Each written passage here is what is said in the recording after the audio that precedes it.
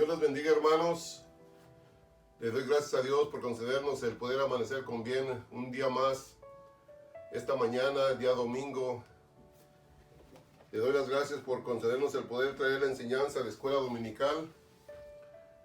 Le voy a pedir a los hermanos que van a estar viendo este video, esta enseñanza, que si tienen sus guías, puede usar la guía de escuela dominical o puede usar su Biblia.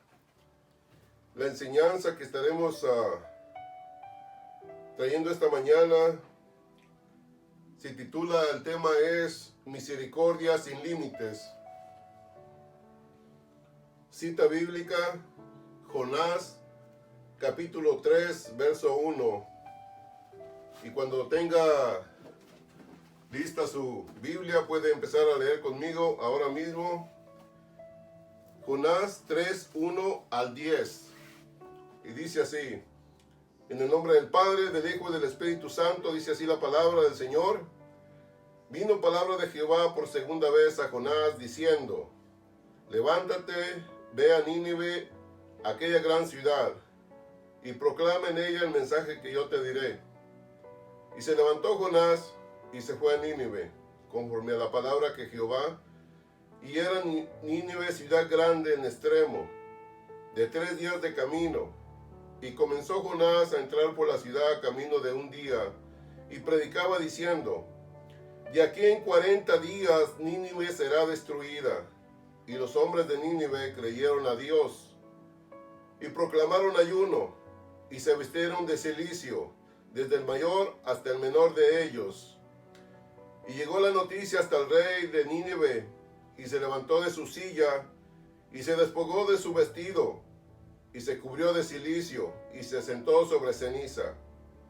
E hizo proclamar y anunciar en Nínive, por mandato del rey y de sus grandes, diciendo: hombres, animales, bueyes y ovejas no gusten cosa alguna, no se les dé alimento, ni beban agua, sino cúbranse de cilicio, hombres y animales, y clamen a Dios fuertemente.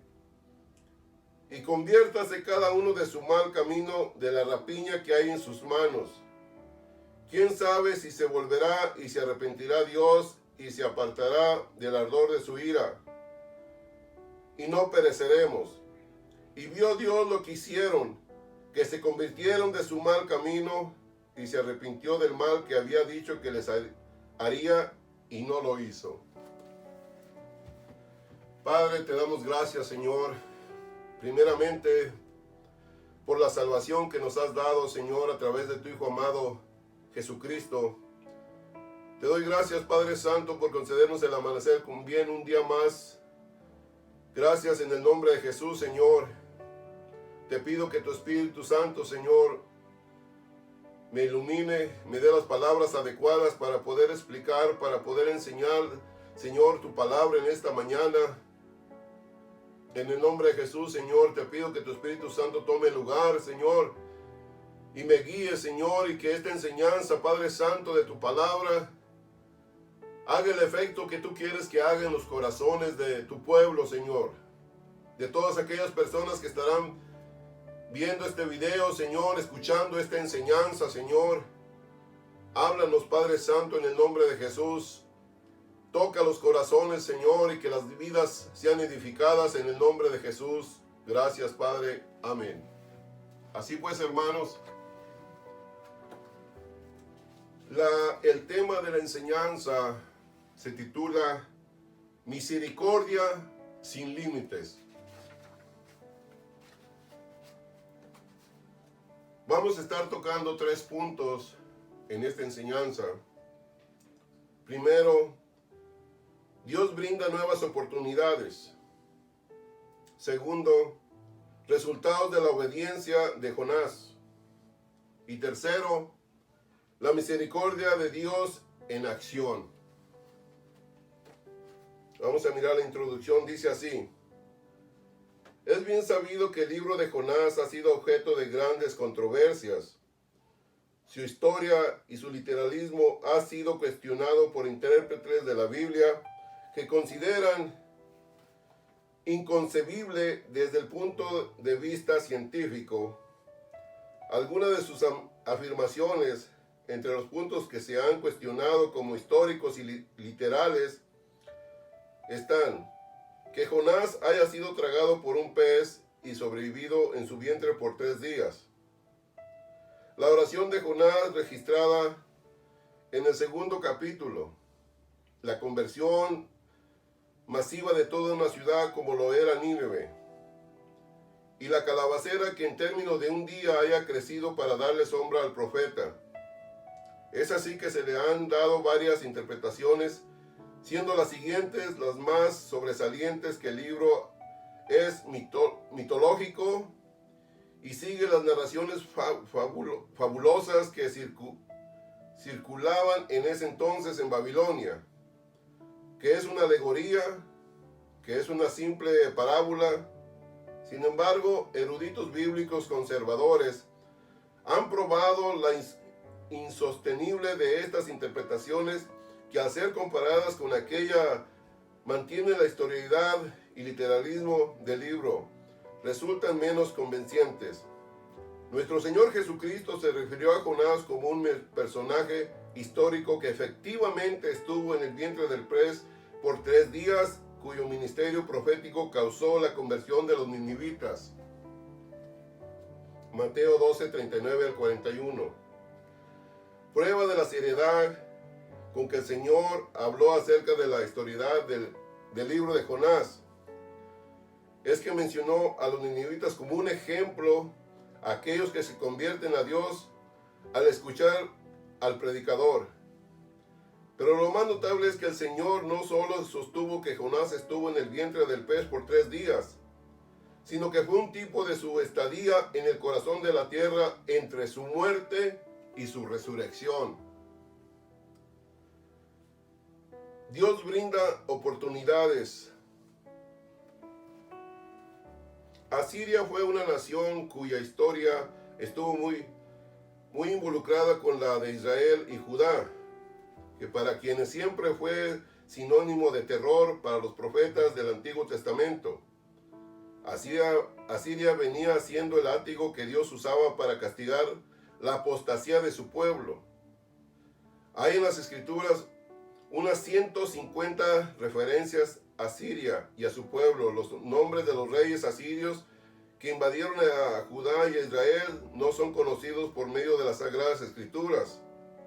También en tablillas de barro y planchas de alabastro encontradas en las bibliotecas de Nínive y otras ciudades, Asiria se representan los sitios invasiones que este país hizo a Israel y Judá. Además, en excavaciones arqueológicas hechas en Nínive se hallaron los nombres por lo menos de 10 reyes hebreos, 6 de Israel y 4 de Judá, de manera que las mismas crónicas de Asiria afirman la permanente rivalidad que hubo entre el pueblo judío y los ninivitas. Y dice que Nínive era del pueblo de judío. Hablar de un gigante enemigo. El reino de Israel precisamente fue desolado, su pueblo llevado en cautiverio por los asirios en el año 722 a.C. Asiria tuvo fama de ser sanguinaria, sin misericordia. Hay relatos históricos que dicen que los soldados asirios desollaban, quitaban la piel en vida a sus prisioneros. Pues bien, en esta nación que tantos sufrimientos había causado a Israel y a otras naciones, es donde Dios envía a Jonás a predicar con el determinado propósito de evitarles el castigo que les correspondía a esta ciudad. Jonás no tenía ningún interés en proveerle un medio de salvación a una nación enemiga de la suya. Son varias las razones que se pudiera pensar que tuvo Jonás para no ir a Nínive. La primera vez y de la segunda vez de mala gana. La maldad que había en Nínive, porque subió, dice la palabra, su maldad delante de mí, dice Dios. el tener que ir a un país extranjero, desconocido, tener que viajar a una larga distancia que había entre Israel y Nínive, la antipatía que hacía una ciudad que odiara, ninguna de ellas era aceptable delante de Dios, quien lo único que deseaba era la salvación de los ninivitas.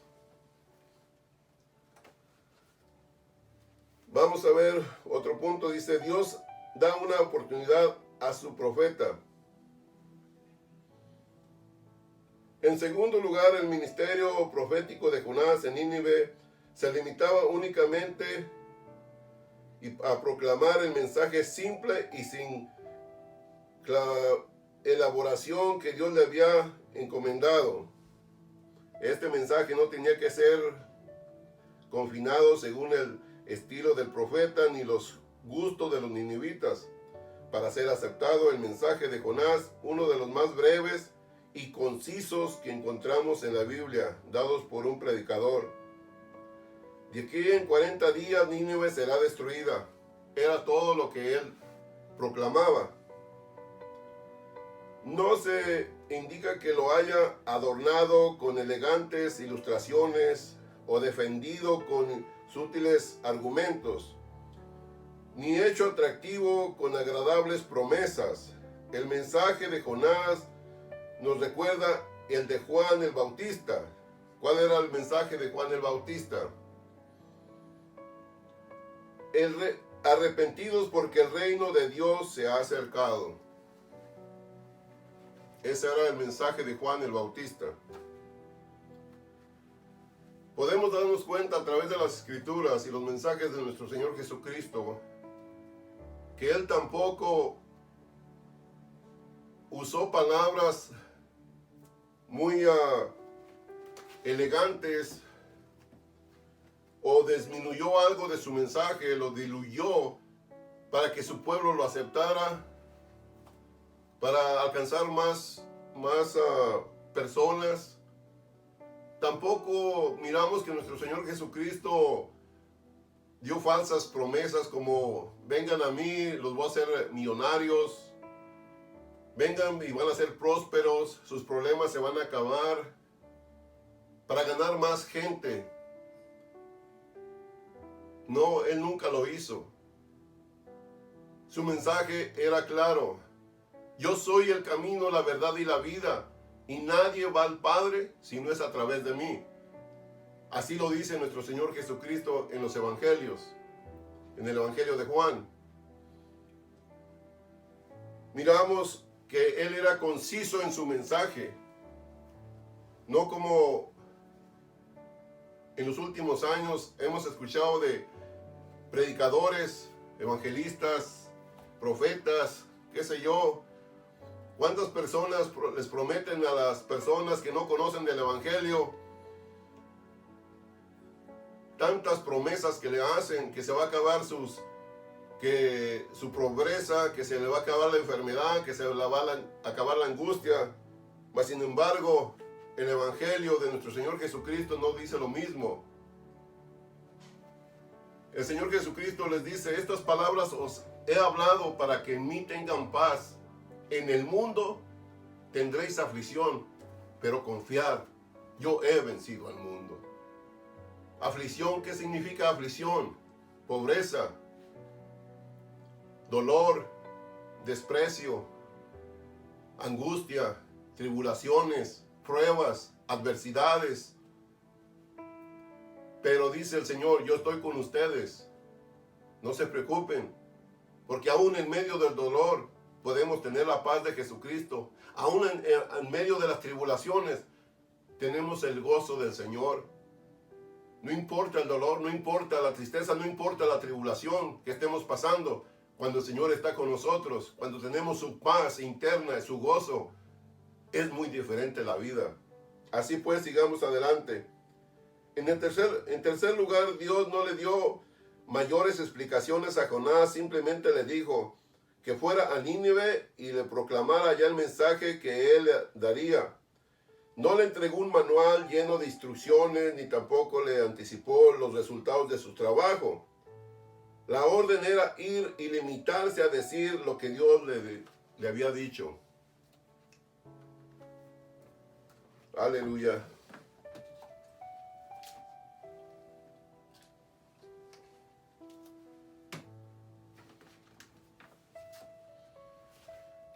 En ese entonces, en esos tiempos, la gente usaba unos sacos o vestidura áspera que se usaba antiguamente cuando se encontraban en penitencia. Podemos ver citas bíblicas como Job 2.8, Esther 4.3. El uso de cilicio y ceniza era de muestra de humillación y penitencia, acompañados generalmente con ayuno. Las cenizas y el polvo eran signos también de duelo. En ambos casos, la persona quien se encontraba de duelo tomaba las cenizas y las arrojaba hacia arriba para que le cayesen sobre ella. Los versos 4 y 5 que leímos nos recuerdan las palabras de Pablo.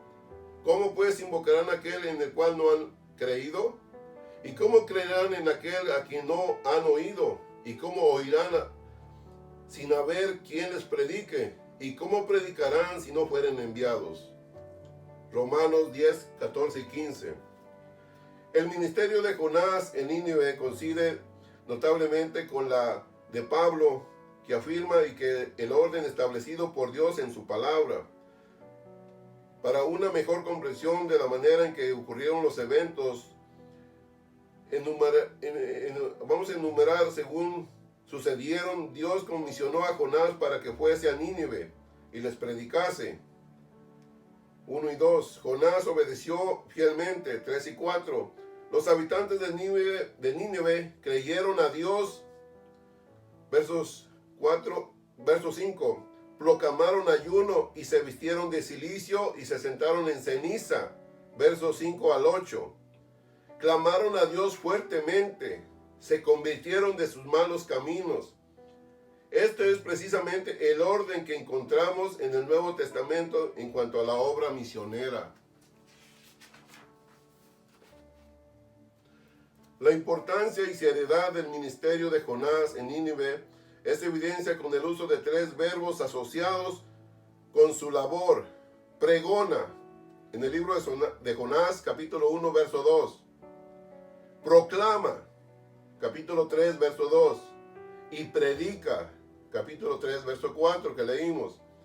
Los 3 verbos combinados le dan un tono de autoridad a la misión con que fue enviado. Pregonar, proclamar, son verbos que se usaban para anunciar las decisiones del monarca o rey. La proclamación entera tenía la obligación de acatar al pie de la letra todo lo que el pregonero decía, porque tenía carácter de ley inquebrantable. Los que violaban estas órdenes que dictaba el rey, estaban expuestos a los más severos castigos. El pregonero, ¿qué es un pregonero?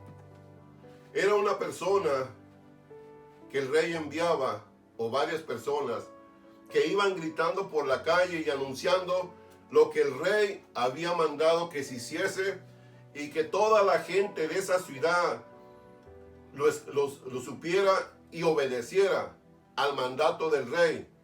Ese era el pregonero, de ir por la calle gritando y anunciando las órdenes que había dado el rey. En este caso, Jonás era el pregonero que iba gritando: de aquí en 40 días Nínive será destruida. Después el rey, cuando llegó la noticia al rey, el rey les dice: vayan y avisen al pueblo que todos van a estar en ayuno, que se vistan de cilicio y se sienten sobre cenizas, juntamente ayunando, sin comer comida ni agua, ni aun los animales. Esa era una orden del rey. Así de que toda la ciudad tenía que acatarla. El texto griego del Antiguo Testamento dice en el verso 3 que Nínive era una ciudad grande para Dios. La idea es ciudad grande delante de Dios, ciudad grande ante los ojos de Dios. En otras palabras, era una ciudad en cuya salvación Dios estaba interesado. Pablo preguntó, ¿es Dios solamente Dios de los judíos? ¿No es también Dios de los gentiles?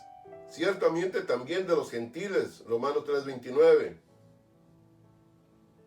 Vamos a mirar la conversión de toda una nación. Capítulo 3 que leímos, el verso 6. Quienes interpretan el libro de Jonás como una mitología, alegoría o parábola, no encuentran en él una de sus más notables declaraciones: la conversión masiva de toda una ciudad. Nínive es el caso más notable en toda la Biblia de la búsqueda de Dios por un grupo considerable de personas. Jamás se vio un éxito tan notable, ninguna campaña de evangelística donde sobresale el amor de Dios por los perdidos. Al invitarles un profeta para advertirles, al darles un plazo de 40 días en el cual ellos meditaron en su pecaminosidad y en la misericordia de Dios. Este milagro de conversión masiva fue mayor que la preservación de Jonás en el vientre del pez. Cuando Pablo evangelizó Corintio, el Señor le dijo: yo tengo mucho pueblo en esta ciudad. Hechos 18:10. Cuando Felipe evangelizó a Samaria, había un gran gozo en aquella ciudad. Hechos 8:8. Pero ni en Corintio ni en Samaria se volvieron al Señor en su totalidad, como fue en el caso de Nínive. Lo extraordinario fue que sucedió gracias al trabajo de un solo hombre, que obedeció al mandato de Dios, que obedeció a Dios. Yo te quiero preguntar a ti, mujer de Dios, hombre de Dios, hermano, así como Dios le concedió a Jonás y Jonás obedeció el mandato del Señor que fuera a esa ciudad, ¿cuántas veces Dios nos ha puesto en el corazón y en nuestra mente el ir a un lugar, a una familia? Yo no digo a una ciudad lejos, simplemente a una familia de tu vecindario, a un compañero de trabajo, a un vecino, hablarle y decirle del amor de Dios y del perdón de Dios. Pero es difícil predicarle a las personas que nos odian, las personas que nos rechazan, las personas que nos hacen algún mal. Es fácil amar a quien nos aman, es fácil ayudar a quien nos ayudan, pero ¿qué dice el Señor Jesucristo? Hay que bendecir a nuestros enemigos. Así de mal que te traten, ya sea en tu trabajo, ya sea en el vecindario o donde quiera que vayas, tenemos que hablar la palabra de Dios. La genuinidad de la conversión de Nínive es evidencia en el hecho de que el impacto alcanzó las más altas esferas sociales, o sea, pobres y ricos. Toda la gente tuvo que hacer lo mismo, no importara su clase social, si eran muy pobres o si eran esclavos o si eran muy ricos, muy adinerados. Aún el rey se bajó de su trono, dice, se despojó de sus ropas reales y se vistió de cilicio y se sentó en ceniza. Un arrepentimiento genuino.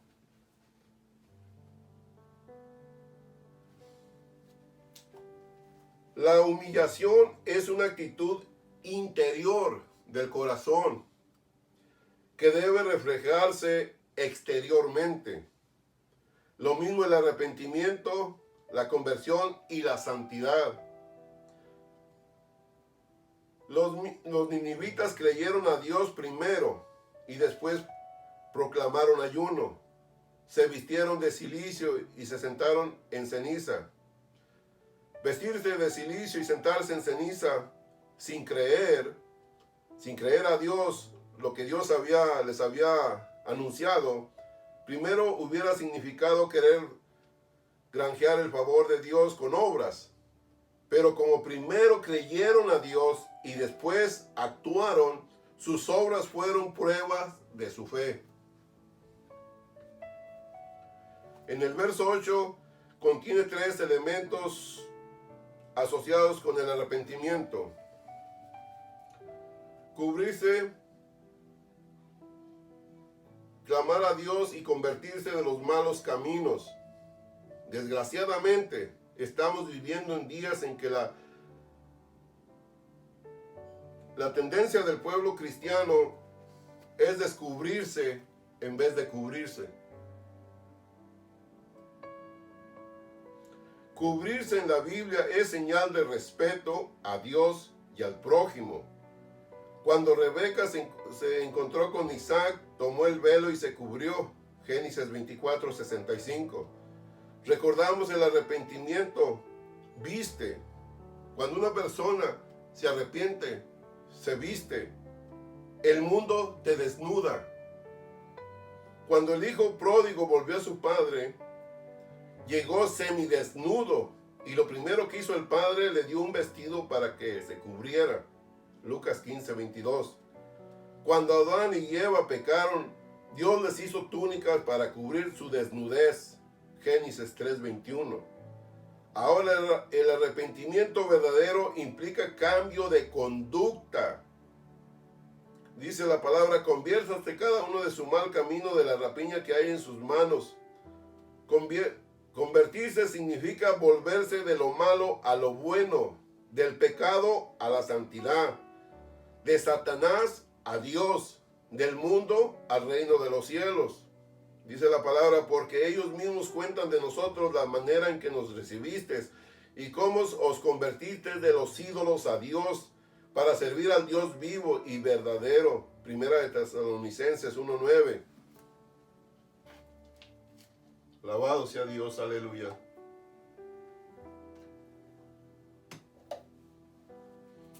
Miramos el perdón total inmerecido. Verso 10. Cuando Moisés descendió al Sinaí para recibir por segunda vez la ley, escuchó la siguiente proclamación: Jehová, Jehová, fuerte, misericordioso y piadoso, tardo para la ira y grande en misericordia y verdad, que guarda misericordia a millares, que perdona la iniquidad, la rebelión y el pecado. Éxodo 34, 6 y 7. Una de las más grandes afirmaciones de la Biblia es que Dios es perdonador y que su deleite no está en el castigo, sino en ejercer su clemencia y su perdón. Dios no encuentra placer en hundir al pecador, sino su placer es levantarlo. Dios no se agrada con condenarlo, sino con salvarlo. Dios no se agrada en enviarlo al infierno, sino introducirlo al cielo. Dios no se agrada en castigarlo, sino en recompensarlo. Nosotros como hijos de Dios, hermanos, no deberíamos de estar dependiendo de la misericordia de Dios, sino recibiendo recompensas de Dios. Porque la misericordia dependemos toda la humanidad.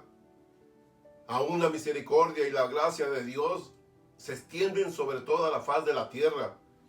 Toda la gente, toda la humanidad, sin importar quién sea, depende de la misericordia de Dios. Y aún hasta hoy Dios está dando tiempo para que el hombre y la mujer se arrepientan, se humillen delante de su presencia, acepten a Jesucristo como su Salvador y puedan escapar de la condenación. Hasta este día, aún más almas están viniendo a Cristo, y gracias a Dios, gracias por la misericordia, gracias por esa gracia salvadora de nuestro Señor Jesucristo que se extiende sobre cada país, sobre cada nación, sobre toda la tierra. Así pues, dice la palabra: vivo yo, dice Jehová, el Señor, No quiero la muerte del impío, sino que se vuelva el impío de su mal camino y que viva. Volveos, volveos de vuestros malos caminos, porque moriréis, oh casa de Israel. 33:11. Y yo te puedo decir a hoy, volveos, volveos, iglesia de Jesucristo, porque si no, te vas a quedar en el rapto. El Señor Jesucristo está pronto su venida. Hermanos, si Dios nos da no una ni dos, muchas oportunidades para hacer el trabajo, para obedecer a Dios, para convertirnos. Si hay algo que está mal en nuestras vidas, tenemos tiempo. Hay tiempo para ponernos a cuentas con Dios y decirle, Señor, me arrepiento. Aquí estoy, perdóname. Si hay algún hermano, una hermana que mire esta enseñanza, que escuche esta enseñanza y mire este video y se ha apartado de los caminos de Dios, es tiempo, aún hay tiempo. Regresa, haz lo que el hijo pródigo, reacciona. Y si el mundo te desvistió, Dios te quiere vestir de nuevo. Dios tiene unas vestiduras blancas. El mundo te desviste, el diablo te desviste y te trae desnudo por el mundo. Pero Dios, Jesucristo, tiene unas vestiduras blancas y te está esperando. Así como el padre recibió a su hijo que se había ido, había abandonado la casa, así Dios está esperando con unas vestiduras blancas para cubrirte de nuevo y llevarte con Él.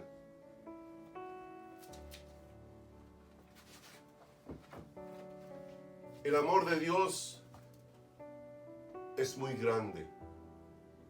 El apóstol Juan dice, Dios es amor. No dice, Dios tiene amor. No, Dios es amor. El amor de Dios es un amor eterno, un amor perfecto, un amor que no te ama más hoy y te ama menos mañana. Él ama tanto al criminal, al hechicero, al brujo, al adúltero, a la prostituta, al homosexual, de la misma manera que ama a todo su pueblo. A cada criatura de este planeta Tierra, nos ama a todos por igual. Su amor es eterno, su amor es grande. Pero una cosa es el amor de Dios y otra cosa es la salvación. Yo te estoy hablando del amor de Dios, porque lamentablemente muchos dicen, bueno, ya acepté a Jesucristo y ahora puedo vivir como se me dé la gana. No, estás equivocado. Yo te estoy hablando que el amor de Dios es muy grande y su amor no cambia, su amor no mengua. Una vez le preguntaron a un escritor que cómo describiría él el amor de Dios. Y el escritor dijo, lo que puedo decirles es que si todas las hojas de los árboles que hay en la tierra fueran lapiceros, un lapicero, una pluma, si todas las hojas de los árboles, cada hoja fuera una pluma, y si el agua de los océanos, del mar, fuese tinta, y si todo el espacio, el firmamento fuera una hoja de papel, no bastaría para descifrar lo grande, lo eterno, que es el amor de Dios.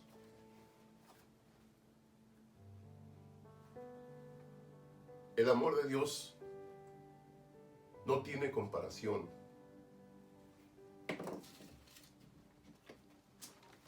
No se compara con el amor de los hombres. Por eso la enseñanza de esta mañana se titula Misericordia sin límites. La misericordia de Dios no tiene límites. Y Él se goza en perdonar, no en castigar. Él quiere que todas las almas se arrepientan y vengan a Cristo. Acepten a Jesucristo, su unigénito. pero no todos, lamentablemente no todos quieren.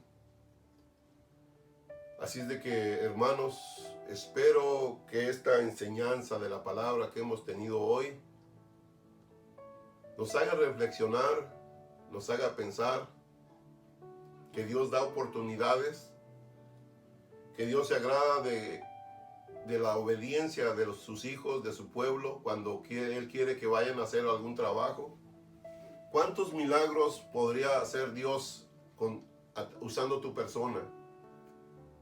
¿A cuántos podría sanar a través de tu persona si tú te prestaras y fueres a orar por los enfermos? Ponte a pensar. Si todo lo que hizo con la obediencia de este Jonás, con su profeta Jonás, con un solo hombre, Dios da oportunidades. Así es de que, hermanos, Dios les bendiga, Dios les guarde. Voy a hacer una oración por la iglesia, por mis hermanos, por las familias que van a estar viendo este video, escuchando este mensaje, esta enseñanza. Así es de que, si gustas cerrar tus ojos, vamos a orar.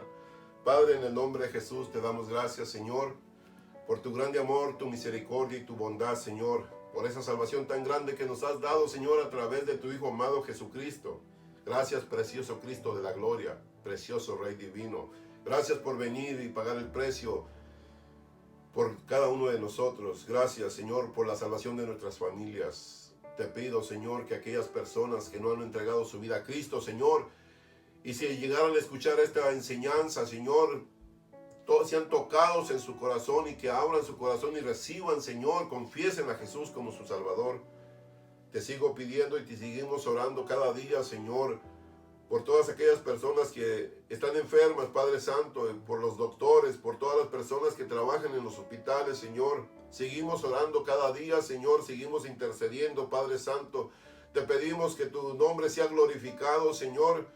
También te pido por aquellos hermanos, hermanas, aquellas familias que han perdido familiares, Señor, que a través de tu Espíritu Santo reciban consuelo, Señor.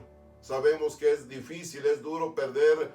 No perdemos, Señor, sino que dejamos de mirar solamente a ese familiar, pero nos duele en el corazón, Señor, la separación como humanos que somos, Señor.